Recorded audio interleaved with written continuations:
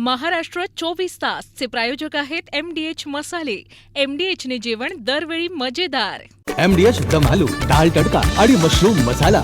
MDH ने जेवण दरवेळी मजेदार. MDH सदैव तुम्हाला नवे स्वाद देण्यासाठी कटिबद्ध आहे. चेंबूरमध्ये शाळेच्या बसवर झाड कोसळल्यानं एका विद्यार्थ्याचा मृत्यू तर जखमी 4 विद्यार्थ्यांवर रुग्णालयात उपचार सुरू. चेंबूरमधील बस दुर्घटना दुर्दैवी, दोषी अधिकाऱ्यावर कारवाई करणार. झी 24 तासशी बोलताना महापौर ऋतू तावडे यांचा इशारा. विधान परिषद उपसभापती पदासाठी शिवसेनेकडून सचिन अहिरांचा उमेदवारी अर्ज. एकनाथ शिंदेंचा उद्धव ठाकरेंना आणखी एक मोठा धक्का. 6 खासदारांनंतर अहिरांनीही ठाकरेंची साथ सोडली.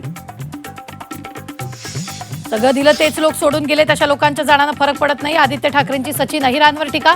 तर काही लोकांनी आयुष्यात दगड उचलला नाही, ते आम्हाला शिकवतायत. अहिरांचा पलटवार. वरळी एका व्यक्तीची नाही शिवसेनेची. पक्षाला आत्मचिंतन करण्याची गरज. सुनील शिंदेंचा पक्षाला घरचा आहे, तर ठाकरेंनी सुनील शिंदेंचं ऐकून आत्मपरीक्षण करावं. शिंदे पिता पुत्रांना डिवचलं. शरद पवारांची राष्ट्रवादी सरकारमध्ये जाण्यासाठी आशावादी पक्षातील एक गट सत्तेसोबत जाण्यासाठी आग्रही असल्याची सूत्रांची माहिती. टीईटी पेपरफुटी प्रकरण आरोपी सुमन कुमारी गुप्ताला पोलीस कोठडी. सुमनची 6 जुलैपर्यंत कोठडीत रवानगी. कल्याणच्या कोळसेवाडी जिममध्ये तरुणाला बेदम मारहाण. 2 गटात झालेल्या वादातून लाठीकाठी लाथाबुक्क्यांनी बेदम मारहाण. राज्यातील अनेक भागात जोरदार पावसाची हजेरी. मुंबई, नवी मुंबईसह अनेक भागात पावसाचा जोर वाढला. पावसामुळे अनेक सखल भागात साचलं पाणी. नदी नाल्यांना पूर आल्यानं प्रचंड नुकसान.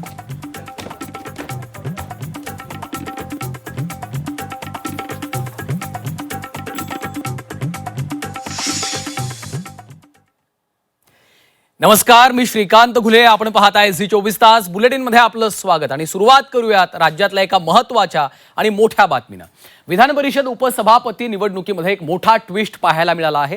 ठाकरेंचे विधान परिषदेचे आमदार सचिन अहिर यांनी शिंदेंच्या शिवसेनेकडनं उपसभापती पदासाठी उमेदवारी अर्ज भरत शिवसेनेमध्ये प्रवेश केला. गेल्या 8 दिवसात एकनाथ शिंदेंनी उद्धव ठाकरे यांना हा दुसरा मोठा धक्का दिलाय. ऑपरेशन टायगरच्या पहिल्या टप्प्यात खासदारांना फोडलं. दरम्यान त्यानंतर त्यांनी ऑपरेशन टायगरच्या दुसऱ्या टप्प्याचे देखील संकेत दिले होते. आता त्यानंतर ठाकरेंचा एक आमदार देखील शिंदेंनी गळाला लावलेला आहे. पाहूयात या संदर्भातला एक विशेष रिपोर्ट.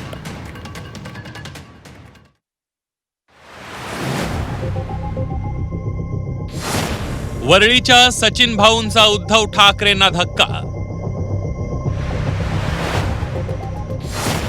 ठाकरेंची साथ सोडून रातोरात सचिन भाऊ शिवसेनेत. सचिन अहिर यांना उपसभापती पदाची उमेदवारी. उद्धव ठाकरे आणि आदित्य ठाकरेंची सावली म्हणून वावरणाऱ्या सचिन अहिर यांनी ठाकरेंना धक्का दिलाय. उपसभापती पदासाठी महायुतीनं थेट सचिन अहिर यांचा उमेदवारी अर्ज दाखल केला. उद्धव ठाकरेंना गेल्या 8 दिवसातला हा दुसरा धक्का होता. 8च दिवसांपूर्वी 6 खासदारांनी उद्धव ठाकरेंना जय महाराष्ट्र केला होता. त्या पाठोपाठ सचिन अहिर यांनीही ठाकरेंना जय महाराष्ट्र केलाय. खरं तर कोळशातून ज्यावेळी हिरेची चमक दिसते आणि त्यावेळी ते हिरा जवळ करण्याची संधी येते, त्यातूनच विश्व घडवण्याचं काम आपण ज्यावेळी करत असतो, त्यावेळी आदरणीय शिंदे साहेबांनी माझ्यासारख्या कार्यकर्त्याला एक उपसभापती या पदावरती मान देऊन, बहुमान देऊन, मला वाटते तळागाळातला कार्यकर्ता देखील या पदापर्यंत जाऊ शकतो हे दाखवून देण्याचं काम त्यांनी केलं.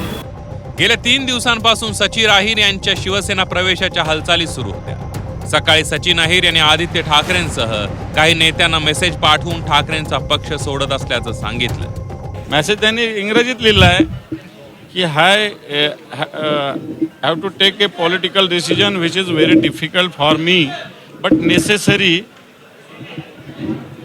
For my survival. I don't have any political background. My strength is my work. Need your support. Good wishes. Will miss dear friend in house regard.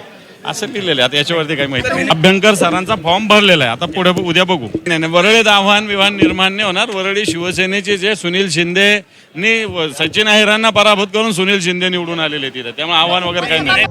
Sachin अहिरांना सर्व काही देऊनही त्यांनी साथ सोडल्याबाबत आदित्य ठाकरेंनी आश्चर्य व्यक्त केलंय. ज्या नेत्यांना सर्व काही दिलं अशा जवळच्या लोकांनी साथ सोडल्याचं त्यांनी सांगितलं. सोबत असलो की चांगले, साथ सोडली की वाईट होतो असा टोला सचिन अहिर यांनी लगावला.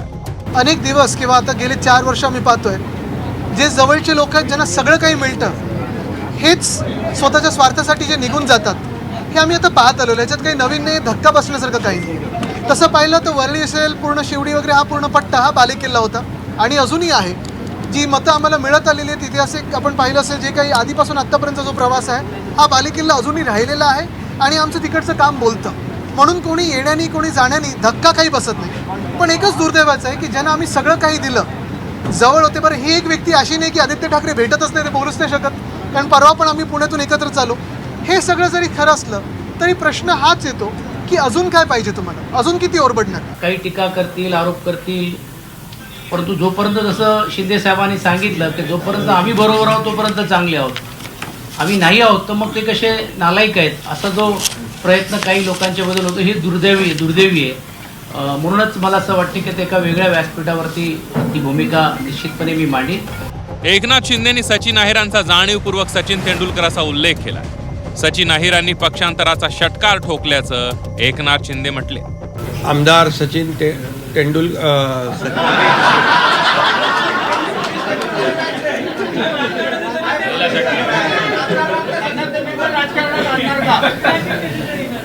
त्यांना पण राजकारणात आलं,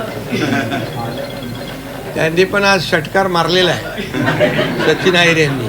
खरं म्हणजे चौकार षटकार सुरूच आहेत, राहतील आणि एक एक समोरची विकेट धडाधड पडत राहील. सचिन अहिर हे महाराष्ट्राच्या राजकारणातील बडं नाव आहे. सचिन अहिर ठाकरे गटाचे सध्याचे विधान परिषदेचे आमदार आहेत. विधानसभा निवडणुकीत 3 वेळा विधान परिषदेवर एकदा विजयी झालेत. वरळीमधून 1999, 2004, 2009च्या विधानसभा निवडणुकीत विजयी झालेत. 2009 मध्ये गृहनिर्माण राज्यमंत्री म्हणूनही त्यांनी काम बघितलंय. 26 जुलै 2019ला राष्ट्रवादीतून ते शिवसेनेत दाखल झाले. 2020 मध्ये अखंड शिवसेनेच्या उपनेतेपदी त्यांची निवड झाली. 2022 मध्ये विधान परिषदेवर सदस्य म्हणून नियुक्ती झाली होती. सचिन अहिर यांचा पक्षप्रवेश झाला. ऑपरेशन टायगर संपलं नाही. उद्धव ठाकरेंचे सर्वच आमदार संपर्कात असल्याचा दावा शिवसेनेनं केलाय. कुणाला घ्यायचं कुणाला नाही हे एकनाथ शिंदे ठरवतील असा दावाही शिवसेनेकडून करण्यात आला. सगळेच आमदार संपर्कात आहेत. ऑपरेशन टायगर हे सातत्याने सुरू राहणार आहे आणि खऱ्या अर्थाने शिवसेना ही बाळासाहेबांच्या विचारांची शिवसेना, ही शिंदे साहेबांचीच शिवसेना आहे, हे पुन्हा एकदा महाराष्ट्राला दिसणार आहे. पूर्वी सांगितलं होतं की हे भविष्यात टप्प्याटप्प्याने होत राहणार आणि आता खूप लोक अजून येण्यासाठी इच्छुक आहे. आता ते शिंदे साहेबांवर आहे की ते कोणाकोणाला बोलवतील. मला असं वाटतं की भविष्यात एकच शिवसेना पूर्णपणे राहणार आहे, ते म्हणजे शिंदे साहेबांच्या नेतृत्वातील. फक्त संजय राऊतला सोडून इथं सर्वांना प्रवेश देण्याबद्दल देखील भविष्यात विचार होऊ शकतो. आणि मला असं वाटतं की उद्धवजी आणि आदित्यजींनी यांनी शिंदे साहेबांचे नेतृत्व मान्य करून मान्य बाळासाहेबांची शिवसेना एकच आहे असं समजून या शिवसेनेच्या नेतृत्वात काम करावं. शिवसेना उद्धव बाळासाहेब ठाकरे पक्षाची अवस्था वादळात समुद्रातील गलबत फुटल्यासारखी झाली आहे. उद्धव ठाकरेंनी एकीकडील भगदाड बुजवण्यासाठी धाव घ्यावी तर दुसरीकडे भगदाड पडताशी अवस्था झाली आहे. ही पडझड रोखताना ठाकरेंची हतबलता दिसू लागल्याची चर्चा शिवसैनिकांमध्ये आहे. मनश्री पाठक, कृष्णात पाटीलसह कपिल राऊत, झी 24 तास, मुंबई. दरम्यान सचिन अहिर यांनी ठाकरेंची साथ सोडल्यानंतर ते वरळीमधून आदित्य ठाकरे यांना आव्हान देणार का अशी चर्चा आता सुरू झालेली आहे. सचिन अहिर विधान परिषदेचे उपसभापती जरी झाले तरी 2029च्या विधानसभा निवडणुकीत वरळीमध्ये सचिन अहिर विरुद्ध आदित्य ठाकरे असा सामना होईल असं सांगण्यात येत आहे.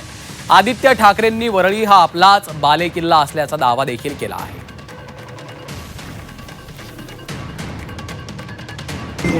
तसं पाहिलं तर वरळी असेल, पूर्ण शिवडी वगैरे, हा पूर्ण पट्टा हा बालेकिल्ला होता आणि अजूनही आहे. जी मतं आम्हाला मिळत आलेली आहेत, इतिहासिक आपण पाहिलं असेल, जे काही आधीपासून आत्तापर्यंत जो प्रवास आहे, हा बालेकिल्ला अजूनही राहिलेला आहे आणि आमचं तिकडचं काम बोलतं. म्हणून कोणी येण्यानी कोणी जाण्यानी धक्का काही बसत नाही. बाळासाहेब ठाकरे यांचा विचार घेऊन ज्या पद्धतीने शिंदेसाहेब काम करतात तो आकर्षण आहेतच ना, कोणीच न करतात. आणि हे माझ्यापुरतं नाही आहे, खाजगीत जर तुम्ही अनेक लोकप्रतिनिधीला विचारलं तर ते तुमच्या सर्वांच्या लक्षात येईल. आणि मग असा नेता ज्यावेळी पुढाकार घेऊन एक जबाबदारी माझ्यासारख्या कार्यकर्त्याला देतो, त्यावेळी तो विचार पुढे घेऊन जाण्याची जिद्द आणि दमक ही आमच्यामध्ये आणि आम्ही कामाने दाखवून दिलेलं आहे. आणि तुम्ही आता काय होतो, आता तुम्हाला राजकीय आज थोडा जरा संयम ठेवायचा आहे. काही लोकांनी जे आयुष्यात कधी दगड उचललं नाही ते आता आम्हाला शिकवायला लागले तर कसं व्हायचं. आदित्य ठाकरेंबरोबर सचिनदादा अहिर हे सावलीसारखे असायचे, परंतु असे सुद्धा नेतृत्व त्यांच्याबरोबर राहू शकले नाही. याच्याबद्दल आदित्य ठाकरेंनी आत्मचिंतन करण्याची गरज आहे की शिंदे साहेबांसारख्या नेतृत्वावर आपण चुकीच्या पद्धतीने मिमिक्री करताय.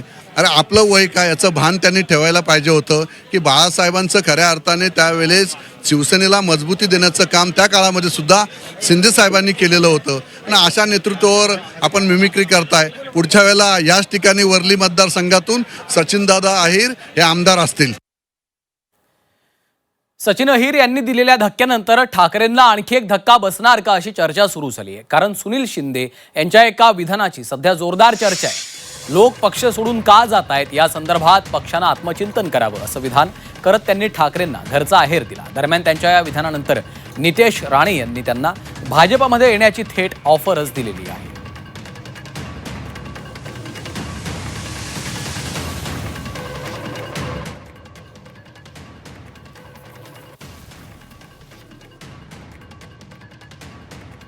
तर पक्षातल्या नेत्यांना आता आत्मचिंतन करण्याची गरज असल्याचं विधान सुनील शिंदे यांनी केलेलं आहे. याच वरळीमध्ये मी 2014ला याच सचिन अय्यरांचा पराभव करून निवडून आलेलो होतो आणि याच वरळीमध्ये मी माननीय आदित्य साहेबांच्या बरोबर त्यांचा सहकारी म्हणून त्यांच्या दोन्ही निवडणुकांमध्ये मी कार्यरत होतो. त्याच्यामुळे वरळी ही शिवसेनेची आहे, ही वरळी व्यक्तीची होऊ शकत नाही. आता ज्या असे अनेक आमच्याकडे चेहरे आहेत शिवसेनेमध्ये की जे त्यांच्याकडे शिवसेनेचा चेहरा म्हणून ओळखलं जातं आणि त्याच्यामुळे असे कोण आले गेले याच्याबद्दल मला तरी विशेष काही वाटत नाही किंवा वरळीतल्याही शिवसैनिकांना विशेष वाटत. काय म्हटलं, आमच्या लोकांनी आत्मचिंतन केलं पाहिजे. माझ्या पक्षप्रमुखांबद्दल खूप आदर आहे, मी असं बोलणारच नाही त्यांच्याबद्दल. मला आमच्या काही लोकांनी आत्मपरीक्षण केलं पाहिजे की त्यांना कोणाला किती महत्त्व द्यायचं या संदर्भात मी बोललो. आता सचिन अहिरेंजींसारखा ज्येष्ठ माणूस जातो, लहान माणूस नाही. कामगार क्षेत्रामध्ये वरळीमध्ये ह्याला 4 शाखा प्रमुखांची तरी नाव माहिती आहे काय? आमच्या पेंग्विनला माहिती आहे का? नाही माहिती. हे सगळे मेहनत करणारे सचिन अहिरे आणि सुनील शिंदेजी आहेत. सुनील शिंदेजींना पण सांगतो नका राहू उद्या तिकडे, काय फायदा नाही आहे तिकडे राहून. तर सुनील शिंदे यांनी केलेल्या विधानाच्या नंतर शिंदे पिता पुत्रानं उद्धव ठाकरे यांच्यावर बोचरी टीका केली आहे. एवढी लोक सोडून जात आहेत याचं उद्धव ठाकरे यांनी आत्मपरीक्षण करावं असं एकनाथ शिंदेंनी म्हटलंय. तर आमचं ऐकू नका मात्र सुनील शिंदेंचं तरी ऐका असा टोला श्रीकांत शिंदे यांनी ठाकरेंना लगावलेला आहे.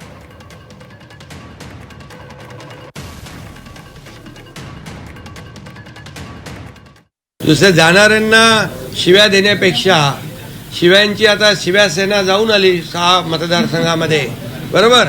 त्यांचं वेलकम सचिन अहिर यांनी आज केलेलं आहे आणि उत्तर दिलेलं आहे. त्यामुळे मी एवढं सांगतो, आत्मपरीक्षण करणं, आत्मचिंतन करणं हे त्यांनीही करायला पाहिजे. हे आता सुनील शिंदेच बोलतायत याचा अर्थ खरंच करायला पाहिजे. आता आमचं ऐकू नका तुम्ही, त्यांचं तरी ऐका. सुनील शिंदे स्वतः म्हणतायत तर स्वतः त्यांचा आमदार आता सांगताय, त्यांचं तरी ऐका. चेंबूरमध्ये धावत्या स्कूल बसवर झाड कोसळल्याची धक्कादायक घटना घडलेली आहे आणि या घटनेत एका विद्यार्थ्याचा मृत्यू झालाय. तर 4 विद्यार्थी जखमी आहेत अशी माहिती आहे. जखमी विद्यार्थ्यांवर रुग्णालयामध्ये उपचार सुरू आहे. दरम्यान या घटनेनंतर स्कूल बस असोसिएशननं चौकशीची मागणी केलेली आहे. तर या घटनेमध्ये जे कोणी दोषी असतील त्यांच्यावर कठोर कारवाई करणार असा इशारा महापौर रितू तावडे यांनी दिला आहे.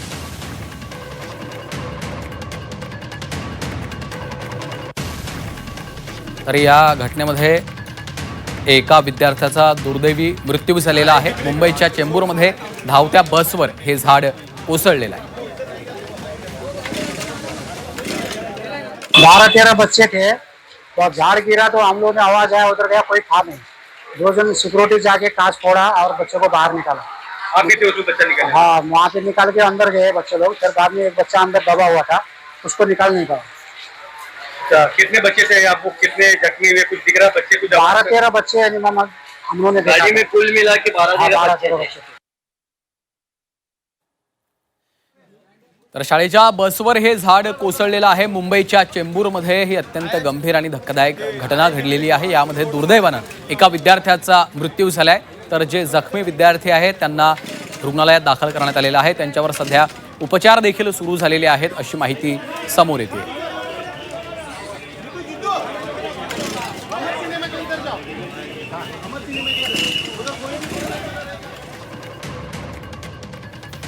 तर जखमी विद्यार्थ्यांवर सध्या रुग्णालयामध्ये उपचार सुरू आहेत. 4 विद्यार्थी यामध्ये जखमी झालेत अशी माहिती आहे. याच स्कूल बसवर हे झाड कोसळलं आणि यामध्ये स्कूल बसचा पूर्णतः नुकसान झालेलं आहे, चंदामिंदा झालेला आपल्याला पाहायला मिळतो.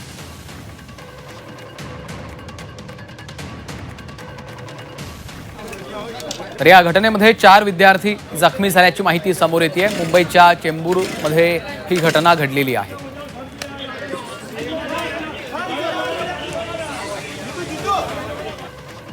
मुंबईच्या चेंबूरमध्ये युनिव्हर्सल शाळेच्या बसवर हे झाड कोसळलं. बसमध्ये 13 विद्यार्थी होते. 11 वर्षाच्या विहान श्रीवास्तवचा मृत्यू झालाय. जखमी 4 विद्यार्थ्यांवर झेन रुग्णालयामध्ये उपचार सुरू आहेत.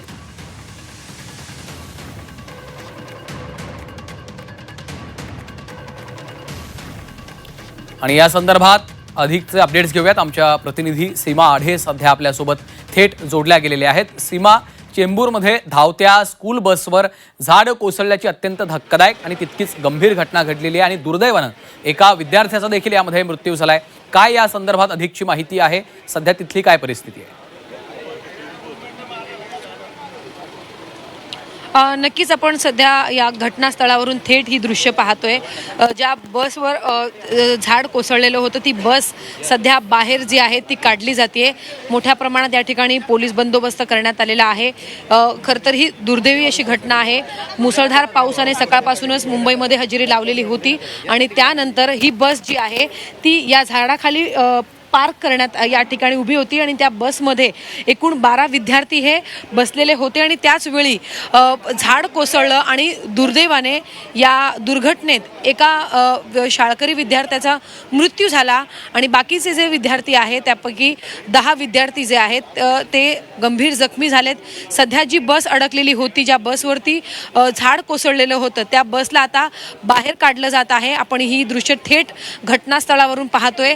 इथे मोठ्या प्रमाणात पोलीस बंदोबस्त आहे आणि ही बस काढण्यामध्ये म्हणजे मागील ही घटना 3 वाजता घडली आणि त्यानंतर घटनेची माहिती मिळताच इथे अग्निशमन दलाचे आणि इतर जे पथक आहेत ते या ठिकाणी बचाव पथक या ठिकाणी पोहोचले आणि लवकर तात्काळ मुलांना या बसमधून बाहेर काढण्यात आलं. जे विद्यार्थी, जे शाळकरी विद्यार्थी जखमी झाले या दुर्घटनेत त्यांना झेन रुग्णालयामध्ये जे आहे त्यांच्यावरती सध्या उपचार सुरू आहेत. सध्या या संपूर्ण परिसरामध्ये आपण जर बघितलं तर मोठे झाड या ठिकाणी आहेत आणि याच झाडाखाली ही बस उभी होती.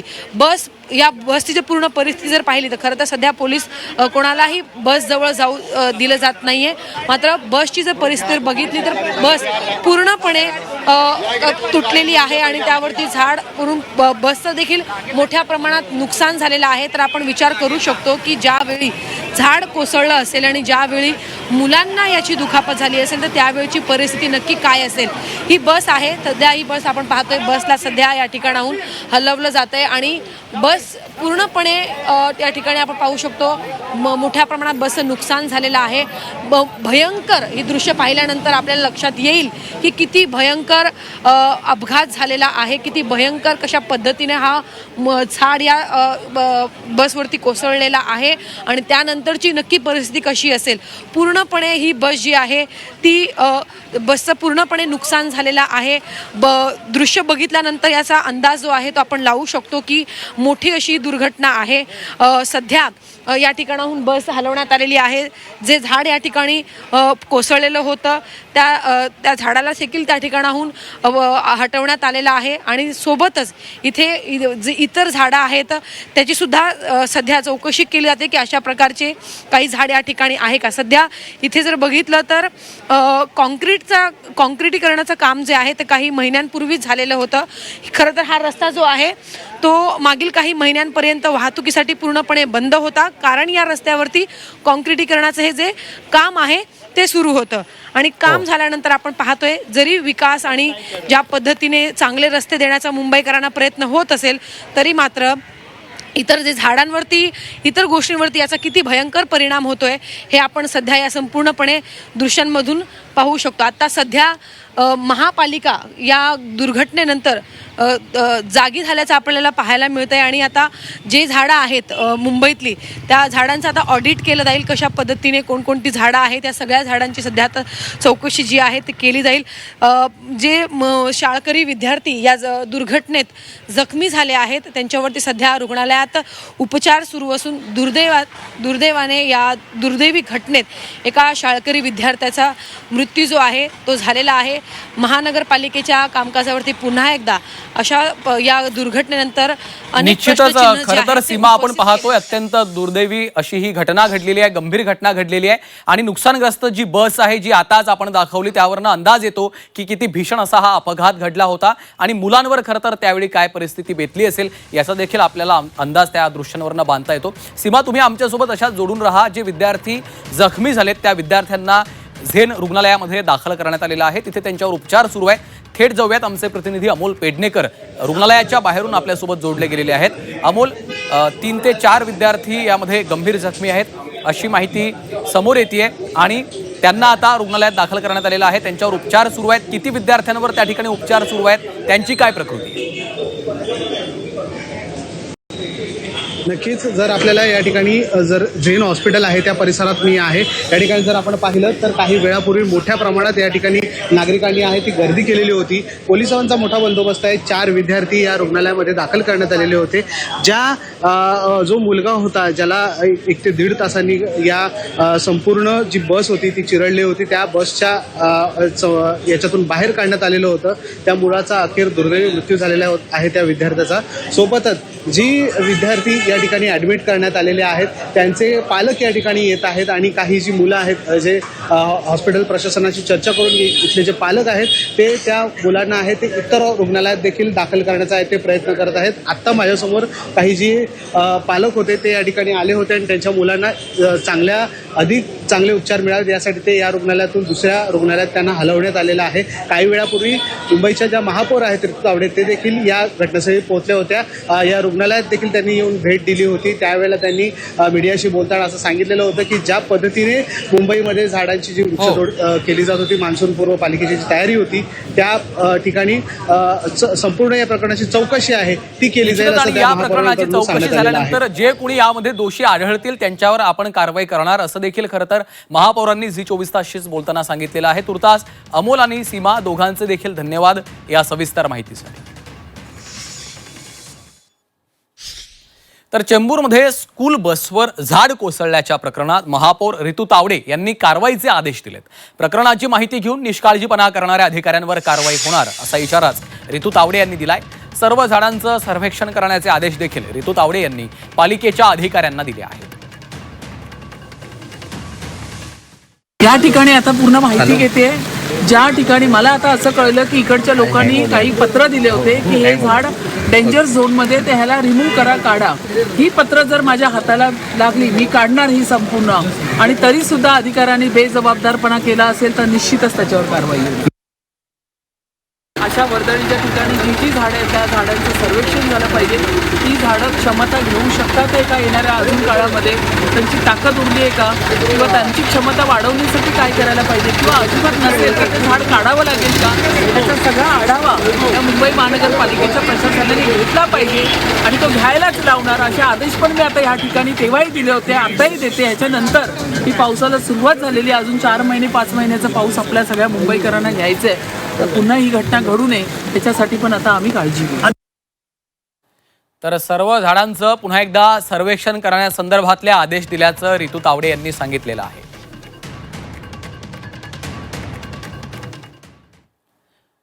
आणि आता बातमी आहे राजकीय वर्तुळातनं. शरद पवारांची राष्ट्रवादी सरकारमध्ये जाण्यासाठी आशावादी आहे अशी चर्चा सुरू झाली आहे. पवारांच्या राष्ट्रवादीमधला एक गट सरकारमध्ये जाण्यासाठी आग्रही असल्याची माहिती सूत्रांनी दिली आहे.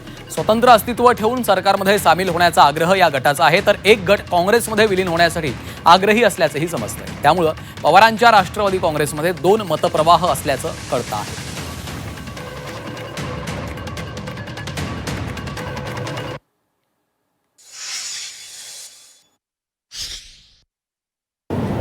बाजारात ज्या तुरी जाणार त्याच्याविषयी आत्ताच बोलणं योग्य होणार नाही. कोणी ऑफिशियल अशा पद्धतीनं मत व्यक्त केलं तर मला असं वाटतं आम्हालाही ऑफिशियल मत व्यक्त करता येईल. ज्याचा त्याचा विचार ज्याचा त्याचा असू शकतो.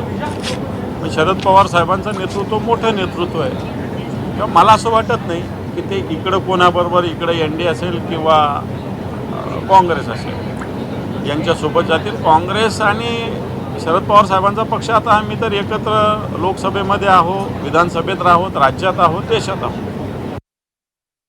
नाही, अनेक जण काँग्रेसमध्ये येण्यासाठी इच्छुक आहेत.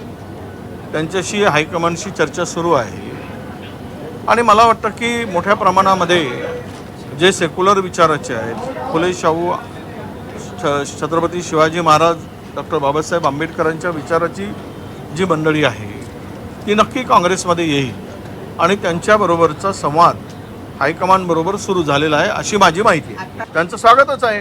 जे काही राष्ट्रवादीचे नेते ते सेक्युलर विचाराचे शरद पवार साहेबांच्या बरोबर असणारी जी काही मंडळी आहे ती पुरोगामी विचाराला धरून चालणारी मंडळी आहे. पण ही मंडळी आली तर स्पर्धा होईल का आनंद वाटेल? नाही, आता स्पर्धेसाठी राहिलंच कुठे. आमच्याकडे मोकळाच मैदान आहे, त्यामुळं येणाऱ्यांचं स्वागत आहे. आता स्पर्धा तिकडे आहे, स्पर्धा आमच्याकडे नाही आहे आणि आमच्या विचाराची माणसं एकत्र आली तर यापेक्षा आनंदाचा क्षण दुसरा नसणार आहे. आम्ही आघाडीत आहोत, आघाडीचं काम चालू आहे. तुम्ही पक्षात आमच्या 2 गट आहेत असं जनतेला सांगण्याची आवश्यकता नाही. आम्ही सगळे एकसंघ आहोत आणि आम्ही आघाडीत काम करतोय.